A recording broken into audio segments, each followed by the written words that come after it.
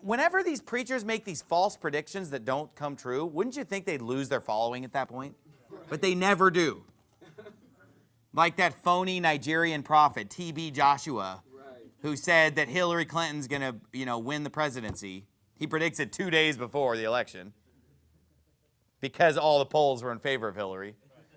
Because Gabriel came and told him that 2 days before. Because that's real important that the Nigerians know that 2 days before it happens. And of course, it didn't happen. But I get emails from his followers. Ever since I said that a few weeks ago in my sermon, I get emails from his followers every day for the last 2 or 3 weeks. I'm getting messages from them like, why did you slander this man of God? T.B. Joshua is a true prophet of God. And and you need to come to Nigeria and tell him that. I'm like, no, I think I'll just stay here in Arizona. It's kind of a long trip just to go confront this guy and tell him, Trump won. You're wrong. All right, I'll see you later. You're an idiot. You lied. Jesus doesn't talk to you. You made that up. You made up that vision about Hillary winning.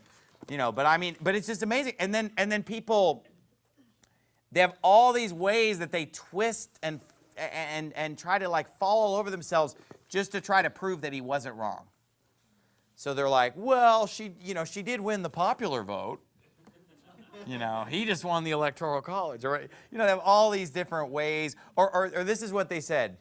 They said, well, he was saying that Hillary was going to be a judgment of God, but then all the Christians prayed really hard, so then God delivered us from Hillary. He said this is what they said. This is his church's official explanation. They said, well, here's what happened. It's sort of like in Nineveh, where God said he's going to destroy Nineveh, but then they all prayed and got right with God, so then he didn't destroy. Yeah, except I don't remember America getting right with God in those couple of days. Right. November 7th and 8th, I didn't see any sackcloth on the animals, I didn't see people turning from their wicked ways en masse on November 6th, 7, and 8, so that the wrath of God in the form of Hillary, Hurricane Hillary or whatever, wouldn't be averted. But these people, they willingly believe a lie. These prophets who prophesy smooth things, they tell people what they want to hear.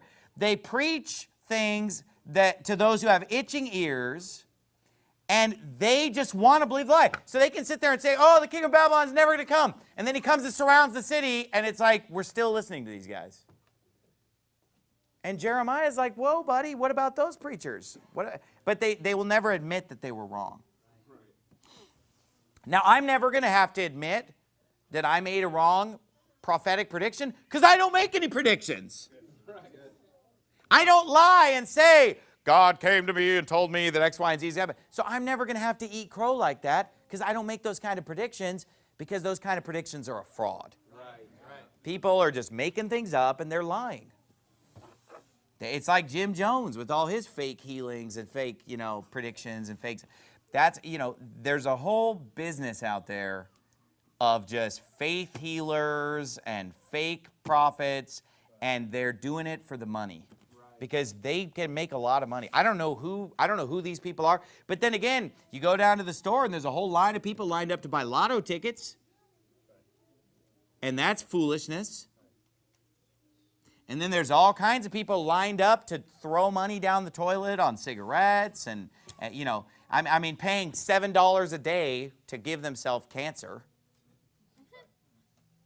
They're not even wasting $7 a day. They're throwing away $7 and getting cancer and all the other problems from all the junk that's in cigarettes. So there's all these people lined up to buy lotto tickets, all kinds of people lined up to buy cigarettes and waste their money on. It doesn't really surprise me, I guess, that there are all kinds of people just mailing in money to these prophets and fake healers and preachers. There's just truly a sucker born every minute.